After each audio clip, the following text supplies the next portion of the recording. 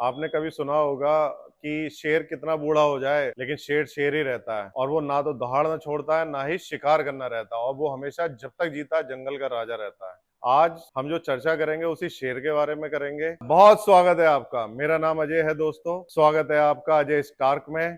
दोस्तों, आज हम चर्चा करेंगे ईरान के supreme leader Ayatollah Ali Khamenei के बारे में।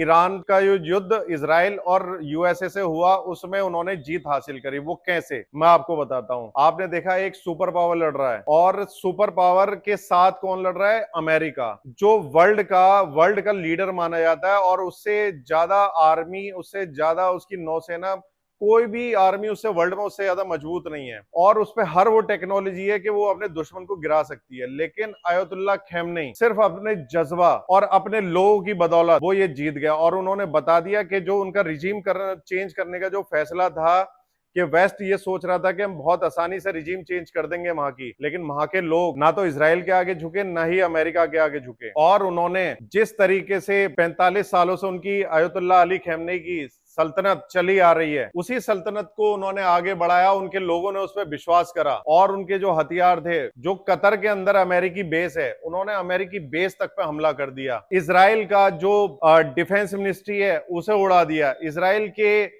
जो मुख्य ठिकाने उन्हें उड़ा दिया। तो आप दोस्तों देखो कि ऐसा पहली बार हुआ है कि जब भी फिलिस्तीन से झगड़ा होता था इजराइल का, या गाजा से झगड़ा होता था, तो उनकी कोई भी मिसाइल अंदर तक नहीं पहुंच पाती थी। लेकिन ईरान को भी गाजा और फिलिस्तीन समझ लिया, तो उन्हें ये दिमाग में उनके ये गलतफहमी आ गई कि हम ईरान को भी बहुत आसानी से जीत लेंगे। लेकिन ये भूल गए थे कि ईरान वो ईरान नहीं है। जो फिलिस्तीन है, जो गाजा है, वो उससे कहीं बढ़ के है।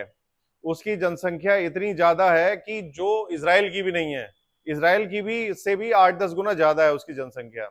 और उसके लोगों का जज्बा, उसके लीडर्स का जज्बा, उसकी जो कौम उसके साथ खड़ी हो गई, तो उन्होंने बता दिया कि भाई हम ऐसी वर्ल्ड पावर के सामने कभी नहीं झुकेंगे। दोस्तों, आज अयातुल्ला खमेनी लाइव आए, और उन्होंने वो दहाड़ लगाई जैसे एक शेर दहाड़ता है, और उन्होंने आके फिर से ललकारा इजराइल को और अमेरिका को।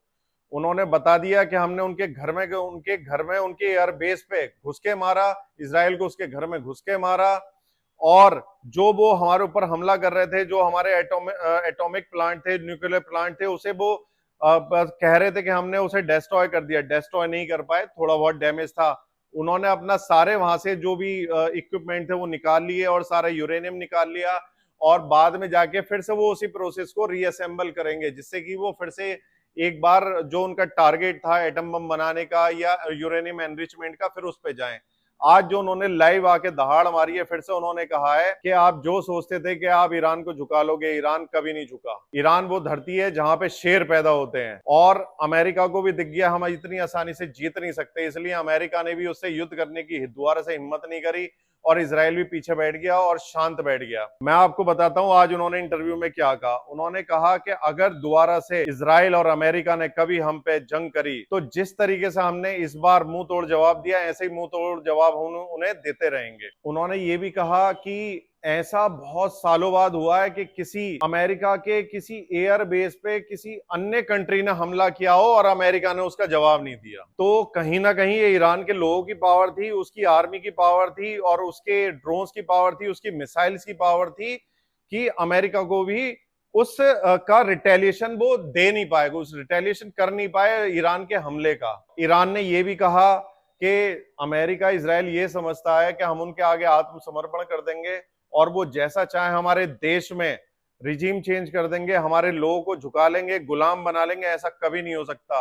हम सर कटा सकते हैं लेकिन झुक नहीं सकते। ईरान की जो एम्बेसी है, उन्होंने इंडिया के लिए एक पत्र लिखा, और उस पत्र में उन्होंने कहा कि धन्यवाद इंडिया के पॉलिटिशियंस का, भारत सरकार का, जिसने हमारी इस बुरे समय में सपोर्ट करी, उस एनजीओस का जिन्होंने समय पे हमारे लिए खड़े हुए, यहाँ के लोगों का, चाहे वो किसी भी वर्ग के हों, एवरी पॉलिटिशियंस का, तो उन्होंने किसी को भी नहीं छोड़ा, सभी का धन्यवाद किया है। तो ये दर्शाता है कि ईरान का भारत के प्रति समर्पण। दोस्तों, ईरान की जीत हुई है, और ईरान को जो वेस्ट के लोग चाहते थे कि हम इसे गुलाम बना लेंगे, बांग्लादेश की तरह, पाकिस्तान की तरह, या अन्य कंट्रीज की तरह, तो वो बना नहीं पाए। और उन्होंने संदेश दिया कि अगर ऐसा हमला हमारे ऊपर दोबारा किया जाएगा तो हम फिर से इसी ताकत के साथ जवाब देंगे। दोस्तों, यहाँ पे मैं एक मैसेज देना चाहूंगा, हमें सीखना चाहिए अयतुल्ला अली खamenei से कि उस लीडर में इतनी पावर है कि पूरा ईरान के लोग सारे के सारे उसके साथ खड़े हो गए। ऐसी जब इंडिया का युद्ध पाकिस्तान के साथ हुआ तो पाकिस्तान के लोग तो पाकिस्तान के साथ खड़े हो गए, लेकिन भारत के सारे लोग भारत के साथ नहीं खड़े हुए, यहाँ की सरकार के साथ नहीं खड़े हुए, ये मोदी जी के साथ नहीं खड़े हुए।